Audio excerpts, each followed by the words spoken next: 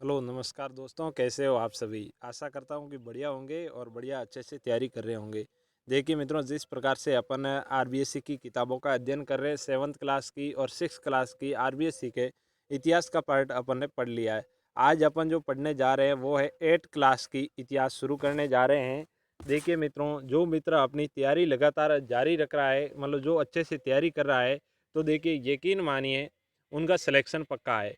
देखिए कोई मित्र मतलब शॉर्टकट ढूंढता है, तो मैं उनको बता दूं सफलता का कोई शॉर्टकट नहीं होता है। और अपने अपने को जिस प्रकार से रीट सेकंड ग्रेड की तैयारी करनी है, तो उसके लिए ये किताबें अपने को पढ़नी पड़ेगी। इन किताबों को अपन को गहराई से अध्ययन करने पड़ेगा, इनका गहराई से अध्ययन करना पड़ेगा।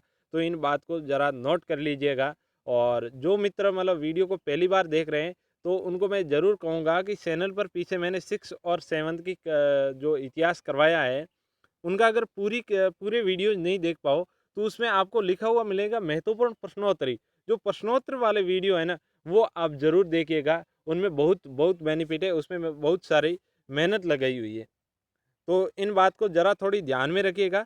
और आज अपन जो अध्ययन करने जा रहे हैं वो है 8th क्लास का चैप्टर है 17वां, मुगल साम्राज्य का पतन और 18वीं शताब्दी का भारत। देखिए मित्रों, कोई कहेगा कि हम तो वैसे ही किताबों से पढ़ लेंगे, तो अच्छी बात है, किताबों से अगर उपलब्ध हो तो किताबों से पढ़ सकें।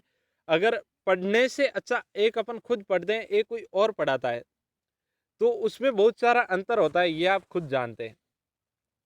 और हम भी जिस प्रकार से मतलब हमारा जो टारगेट है उसको अचीव करने के लिए मतलब तैयारी कर रहे हैं, तो उसके लिए भी हम भी किसी से पढ़ रहे हैं। तो पढ़ना, एक किसी से पढ़ना, किसी से ज्ञान अर्जित करना एक बड़ी बात होती है। और अपन चाहे कितने भी ज्ञानी हो, तो उस बात को थोड़ा ध्यान में रखिएगा। मैं थोड़ा ज़्यादा बोल गया हूँ शुरुआत में, तो इन बातों को थोड़ा सा ध्यान में रखिएगा। चलिए अपना शुरू करते हैं टॉपिक का। टॉपिक अपना है अ, मुगल साम्राज्य का पतन और 18वीं शताब्दी का भारत। देखो, मुगल साम्राज्य के बाद का जो 18वीं सदी का जो भारत है, उनके बारे में अध्ययन करेंगे। 18वीं शताब्दी के पूर्व में ही मुगल साम्राज्य का पतन शुरू हो गया था। देखो, 18वीं शताब्दी की शुरुआत से पूर्व ही मुगल साम्राज्य का पतन शुरू हो गया था। औरंगजेब की मृत्यु 1707 में हुई। देखो, औरंगजेब की मृत्यु, अंतिम जो शक्तिशाली मुगल शासक कहा जाता है वो कहा जाता है औरंगजेब। उसके बाद में शासक हुए, लेकिन वो अयोग्य साबित हुए। इससे पूर्व अधिकांश भारत पर उनका शासन था, परंतु 1730 ईस्वी में 30 ईस्वी तक मुगलों का प्रभाव केवल दिल्ली शहर के आसपास रह गया था। जैसा कि अपने को पता है कि मुगलों का प्रभाव पूरे भारत पर हुआ करता था, लेकिन 1730 ईस्वी के आसपास आते आते जो मुगल साम्राज्य का जो प्रभाव है वो दिल्ली के आसपास क्षेत्र पर ही था। इलाहाबाद में हुई संधि में मुगल शासक शाह आलम द्वितीय ने अंग्रेजों के प्रभुत्व को मान लिया। देखो, इलाहाबाद संधि में मुगल शासक शाह आलम ने मुगलों की अधीनता तो इलाहाबाद संधि में शाह आलम द्वितीय ने अंग्रेजों के प्रभुत्व को मान लिया। इलाहाबाद संधि में अंग्रेजों की अधीनता स्वीकार कर ली। जो मुगलों ने, इस साम्राज्य का पतन इतने कम समय में होगा, ये विस्मरणीय प्रसंग है। देखो, ये किसी ने नहीं सोचा था कि ये मुगलों का साम्राज्य इतना विशाल साम्राज्य हुआ करता था, इतने छोटे से समय में इसका अंत हो जाएगा। ये किसी ने नहीं सोचा। ये बहुत सोचने लायक बात है। मुगल साम्राज्य के पतन को समझने के दौरान कई तरह के सवाल उठते हैं। देखो, मुगल साम्राज्य का जो पतन किस प्रकार से हुआ, इनका मतलब पतन क्यों हुआ, क्या कारण रहे होंगे, तो इनके ऊपर कई क्वेश्चन उठते हैं। क्या औरंगजेब के उत्तराधिकारी योग्य नहीं थे? क्या औरंगजेब के उत्तराधिकारी योग्य नहीं थे, जिसके कारण व्यवस्था नहीं चली? मुगल शासन व्यवस्था में कमी थी, या फिर मुगल शासन व्यवस्था में कोई कमी रही होगी जिसके कारण साम्राज्य टूट गया? या क्या मुगल साम्राज्य में रहने वाले लोगों ने मुगल शासन का अंदर से विरोध करके उसे खोखला बना दिया? क्या मुगलों का जिस प्रकार से शासन हुआ करता था, उसमें जनता का उनको साथ नहीं मिला? क्या ये भी कारण रहा होगा? क्या ईस्ट इंडिया कंपनी इतनी शक्तिशाली बन चुकी थी कि उसकी सेना इतनी सुसज्जित एवं अनुशासित थी कि उन्होंने मुगलों को हरा दिया? क्या ये भी कारण हो सकता है कि ईस्ट इंडिया कंपनी इतनी शक्तिशाली हो गई और मुगलों को हरा दिया? हो सकता है। वैसे मुगल साम्राज्य का विघटन इसके पूर्व ही प्रारंभ हो गया था। देखो ऐसा नहीं है कि मुगलों की जो अधीनता स्वीकार की मुगलों ने अंग्रेजों की, तो मतलब ये नहीं कि उसी समय मतलब ये इनका पतन माना जाता है। इससे पहले ही पतन इनका शुरू हो गया था। औरंगजेब की धार्मिक, राजपूत, मराठा नीति आदि नीतियों ने साम्राज्य के पतन का जो मार्ग प्रशस्त कर दिया। देखो औरंगजेब, जैसा कि अपन पढ़ते आ रहे, औरंगजेब एक कट्टरपंथी जो शासक हुआ था। उनने मतलब गैर मुस्लिमों के ऊपर बहुत सारे विरोध किए, मंदिर विध्वंस की नीति अपनाई उसने, और राजपूत और मराठों के विरुद्ध जो अपनी इस्लाम की प्रसार की नीति अपनाई। इससे क्या हुआ कि उनके जो मुगलों का जो साम्राज्य का पतन होना संभव हो गया, बिल्कुल वो सामने दिख रहा था। उसकी मृत्यु के उपरांत पतन की गति तीव्र हो गई। मुगल साम्राज्य के पतन के निम्नलिखित प्रमुख कारण थे। देखिए, औरंगजेब जरूर मरा, लेकिन औरंगजेब के जीते जी लोगों के मन में ये उनके प्रति जो है विरोध की भावना उत्पन्न हो गई थी, और वो मतलब विरोध उन्होंने गुच्छा जो दिखाया वो दिखा दिया उनकी मृत्यु के बाद में। उनकी मृत्यु के बाद में जनता ने उनका साथ नहीं दिया, उनके योग्य जो अयोग्य शासकों का, और जो उनके सरदार थे वो भी उनका साथ नहीं दे पाए। तो ये इनके प्रमुख कारण माने जाते हैं। पतन के मुख्य कारण औरंगजेब की धार्मिक नीति, मुख्य कारण यही माना जाता है मुगलों के पतन का, औरंगजेब की धार्मिक नीति। औरंगजेब की हिंदू, सिख, शिया, मुसलमानों आदि के प्रति अनुदार नीति के परिणाम बहुत घातक सिद्ध हुए। इस नीति ने मुगल साम्राज्य को प्राप्त होने वाली हिंदू शासकों की सहायता को कम कर दिया। इस नीति ने मुगल साम्राज्य को जो प्राप्त होने वाली हिंदू शासकों की जो सहायता थी, जिस प्रकार से हिंदू शासकों का सहयोग मिल रहा था मुगलों को, वो क्या हो गया, समाप्त हो गया। जिसके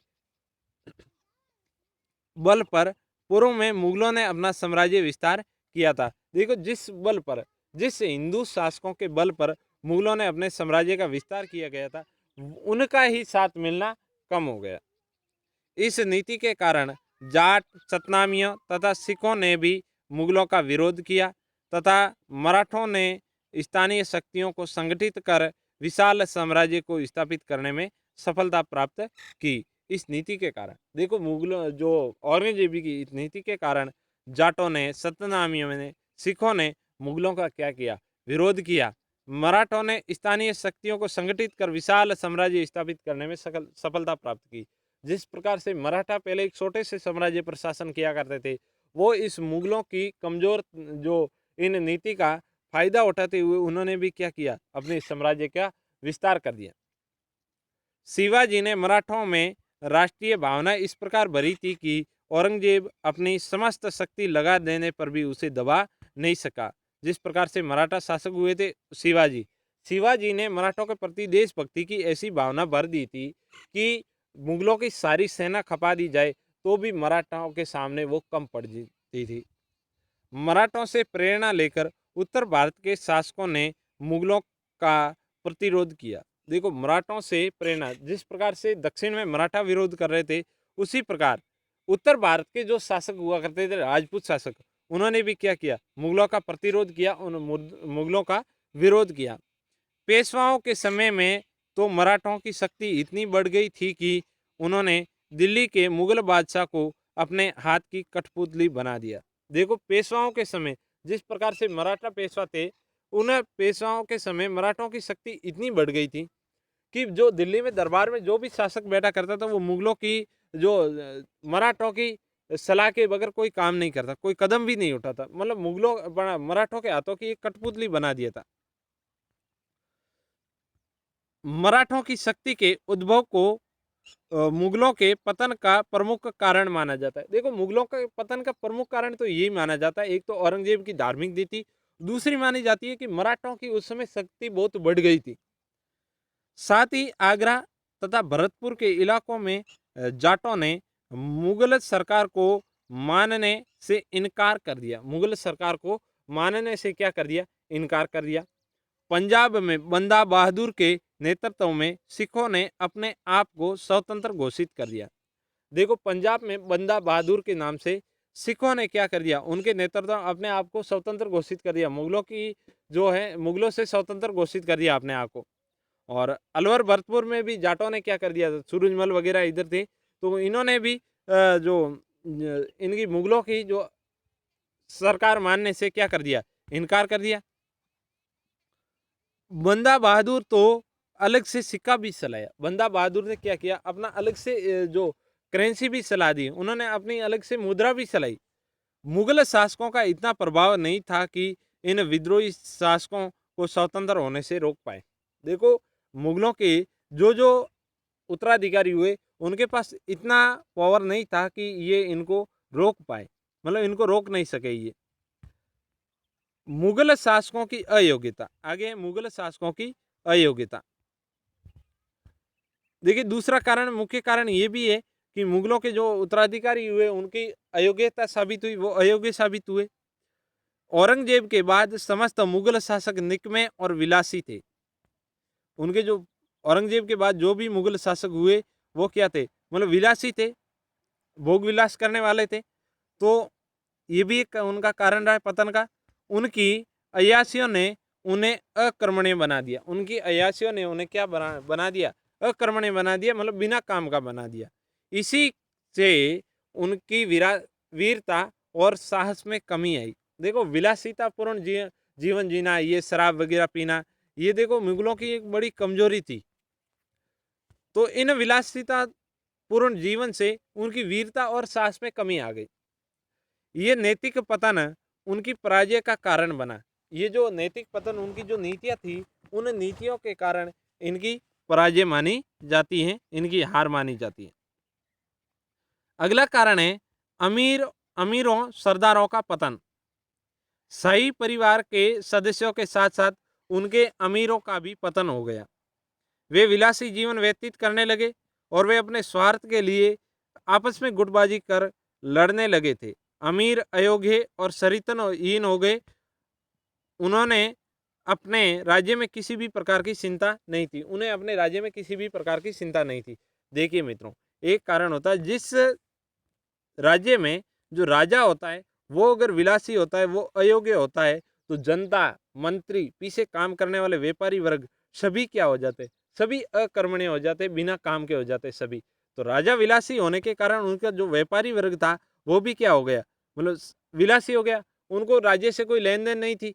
इससे मतलब वो भी एक जो पतन की ओर चलते जा रहे थे, और उन्होंने अपने स्वार्थ के लिए, बस अपना व्यापार बढ़ाने के लिए आपस में गुटबाजी कर एक दूसरे से लड़ने लगे। तो ये भी एक बड़ा कारण माना जाता है। अगला है आर्थिक पतन। देखो, आर्थिक रूप से मुगलों की भी जो स्थिति खराब हो गई थी। शाहजहां ने अपनी शान शौकत युक्त तथा खर्चीली इमारतों का निर्माण किया। औरंगजेब ने लंबे समय तक युद्ध करता रहा, जिससे राज्य की आर्थिक स्थिति कमजोर हो गई थी। देखो, जिस प्रकार से शाहजहां ने बड़ी बड़ी इमारतों का निर्माण करवाया, जनता के ऊपर ध्यान नहीं दिया। और औरंगजेब ने अपने लंबे समय तक, औरंगजेब कुछ समय तक तो अपने उत्तराधिकारी युद्ध के में लड़ता रहा, फिर दूसरे जो गैर मुसलमान थे उनके साथ युद्ध करते हुए अपनी आर्थिक स्थिति को कमजोर कर बैठा। बाद में शासकों की विलासी होने तथा अहमद शाह अब्दाली एवं नादिर शाह की लूटों से मुगलों के खजाने खाली हो गए। जिस प्रकार से अपन पढ़ते हैं कि जो अफगान का एक लुटेरा शासक भी कह सकते हैं, लुटेरा भी कह सकते हैं, अहमद शाह अब्दाली, नादिर शाह जैसे लुटेरों ने बहुत मात्रा में मुगलों को क्षति पहुंचाई और उनके खजाने क्या हो गए थे, खाली हो गए। साथ ही इस लूट के सामान के साथ बहुमूल्य हीरा, कोहिनूर, तख्ते ताउस भी साथ लेकर चले गए। देखिए, नादिर शाह ने भारत को लूटा, उस समय कोहिनूर का हीरा यहाँ से ले गया। और तख्ते ताउस है ना, मुगलों का एक मयूर सिंहासन हुआ करता था, उनको तख्ते ताउस कहा जाता था। बहुत सोने चांदी से मड़ा हुआ, एक हीरे पन्नों से मड़ा हुआ जो मुगलों का सिंहासन होता था, वो भी लूट कर ले गए। इस बात से अपन अंदाजा लगा सकते हैं कि उन्होंने कितनी लूट की होगी। मुगल साम्राज्य का आर्थिक स्थिति ऐसी बिगड़ गई कि एक अवसर ऐसा आया कि मुगलों ने शाही भोजनशाला में 3 दिनों तक चूल्हे में आग नहीं जली। देखो, इन लूटों से मुगलों में एक ऐसी स्थिति का भी वर्णन मिलता है कि एक समय ऐसा आ गया था कि मुगलों के जो राज दरबार में जो भोजन की भी कमी आ गई थी, भोजन के लिए चूल्हे भी नहीं मतलब सड़ रहे थे, रोटी भी नहीं पक रही थी। जब शहजादियाँ भूख सहन नहीं कर सकी तो उन्होंने पर्दा फेंक कर बगावत कर दी। देखो शहजादियाँ जिस प्रकार से मुगल दरबार में जो रहने वाली जो लड़कियाँ, उनकी बहुएँ जो थी, बोलो वो भूख सहन नहीं कर पाई, तो उन्होंने पर्दा फेंक कर, जो पर्दा प्रथा हुआ करती है इनके बुर्का पहनने वाली, वो बुर्का पहनकर इन्होंने ही मुगलों के खिलाफ क्या कर दी, बगावत कर दी, अपने राजाओं के खिलाफ क्या कर दी, बगावत कर दी। बड़ी कठिनाई से उन्हें रनिवास में लौटने के लिए मनाना पड़ा। ये घटना 1755 की है। देखो ये 1755 के आसपास की अपन घटना जो औरंगजेब की मृत्यु के बाद की है। मुगल साम्राज्य में व्याप्त अशांति एवं असुरक्षा के कारण व्यापार में गिरावट आई। इससे राजकीय आय पर इसका विपरीत प्रभाव पड़ा। दस्तक प्रणाली से आय में कमी ने राज्य की आर्थिक दशा को और अधिक विकृत कर दिया। इसका ईस्ट इंडिया कंपनी के कर्मचारियों ने अनुचित ढंग से उपयोग शुरू किया, जिससे मुगल साम्राज्य को पतन की ओर धकेल दिया। जिस प्रकार से इन्होंने मतलब दस्तक प्रणाली से अपनी आय में कमी से राज्य की आर्थिक दशा को जो मजबूत करना था, उसके बदले क्या हो गई, विकृत हो गई इस प्रणाली से। और ईस्ट इंडिया कंपनी ने कर्मचारियों अनुचित ढंग से उपयोग करना शुरू कर दिया और इन कमजोरी का फायदा उठाया ईस्ट इंडिया कंपनी ने। जो दस्तक प्रणाली ये थी कि एक दूसरे के बीच में दस्तक डालकर मतलब उसके व्यापार को कमजोर किया जाए, तो उसको उसका फायदा उठाया ईस्ट इंडिया कंपनी ने। तो ईस्ट इंडिया कंपनी ने इनका फायदा उठाते हुए अपने व्यापार को मतलब और बढ़ाया और मुगलों की जो आर्थिक स्थिति को और कमजोर कर दिया और गिरफ्त में डाल दिया। ये इनके मतलब कुछ कारण थे। और इनका अगला कारण माना जाता है उत्तराधिकारियों के नियमों का अभाव। देखिए उत्तराधिकारियों के नियमों का अभाव, मुगल साम्राज्य में उत्तराधिकारियों के लिए नियमों का अभाव था। यहाँ कोई निश्चित नियम नहीं था कि शासक की मृत्यु के बाद उसका बड़ा पुत्र शासक बनाएगा या फिर गद्दी पर बैठेगा। देखिए उत्तराधिकारी युद्ध में भी काफी धन व्यर्थ हो जाता था मुगलों का और काफी समय भी निकल जाता था। तो मतलब ये कोई नियम, निश्चित नियम नहीं था कि एक शासक की मृत्यु के बाद उसका उत्तराधिकारी कौन बनेगा। तो ये भी उनकी पतन का बहुत महत्वपूर्ण कारण माना जाता है।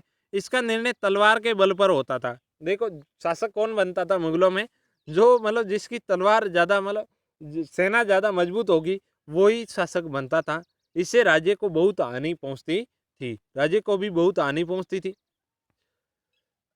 अगले जो कारण है अपने बाह्य आक्रमण, बाह्य आक्रमण, ये कारण अपन कुछ कारण अगले वीडियो में पढ़ेंगे। अपन आज की वीडियो में इतना ही पढ़ेंगे। देखो छोटा छोटा जितना पसे इतना खाए तो बहुत फायदेमंद होता है। तो अपन आसानी से पूरे पूरे 10th तक की बुकें पढ़ेंगे और बहुत ही जल्द पढ़ेंगे। दिन में 2-2 4-4 वीडियो आने वाला है।